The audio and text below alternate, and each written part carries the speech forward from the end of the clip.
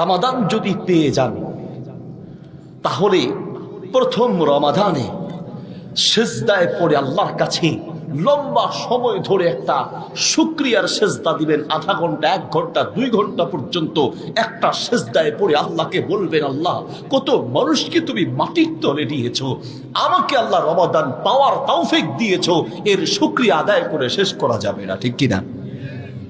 রমাদানের 1 নম্বর প্রস্তুতি হচ্ছে প্ল্যান তৈরি করা, পরিকল্পনা করা, নিয়ত করা।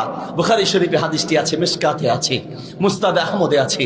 নবী সাল্লাল্লাহু আলাইহি সাল্লাম বলেন, ইন্নাল্লাহা লা ইয়ানজুরু ইলা সুওয়ারিকুম ওয়ালা ইলা আজসামিকুম ওয়ালাকিন ইয়ানজুরু ইলা কুলুবিকুম ওয়া আমালিকুম। আল্লাহ তোমার চেহারা সৌন্দর্যের দিকে তাকায় না, আল্লাহ শরীরের গঠনের দিকে তাকায় না, আল্লাহ তাকায় তোমার কলিজার দিকে। পৃথিবীর মানুষকে মুখের কথা বোঝানো যায় না, বলে অনেক কলিজার কষ্টের কথা সন্তানকে আপনি বোঝাতে পারেন নেই, ছেলে মেয়েকে আপনি বোঝাতে পারেন নেই, মা বাবাকে বোঝাতে পারেন নেই। দয়ালু আল্লাহ বলেন, বান্দা আমাকে মুখ দিয়ে বলতে হবে না, আমি তোমার মুখের প্রত্যেকটা ভাষার শব্দ যেমন বুঝি, আমি তোমার কলিজার প্রত্যেকটা হৃদয়ের প্রত্যেকটা শব্দ আর অক্ষর বুঝতে পারি। আল্লাহু আকবার।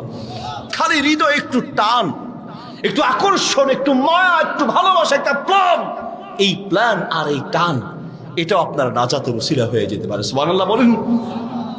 কোন কারণে কাকে আল্লাহ কখন কিভাবে নাজাত দেয়, সুবহানাল্লাহ বলেন, আল্লাহ ছাড়া কেউ জানে না।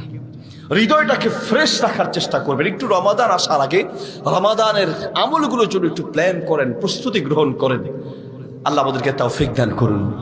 শেখ আহমদুল্লাহ হাফিজাহুল্লাহ রমাদান প্ল্যানার আছে, পারলে ওটা ক্রয় করেন, নেন। বিভিন্ন ওয়েবসাইটে পাওয়া যায়, বিভিন্ন লাইব্রেরিতে পাওয়া যাবে। এই প্ল্যানারটা নিলেও সেখানে রমাদান আপনি কি কি আমল করবেন, অনেকগুলো প্ল্যান সেখানে তৈরি করা আছে। এতে করে ইনশাআল্লাহ আপনার রমাদানটা সুন্দর হবে।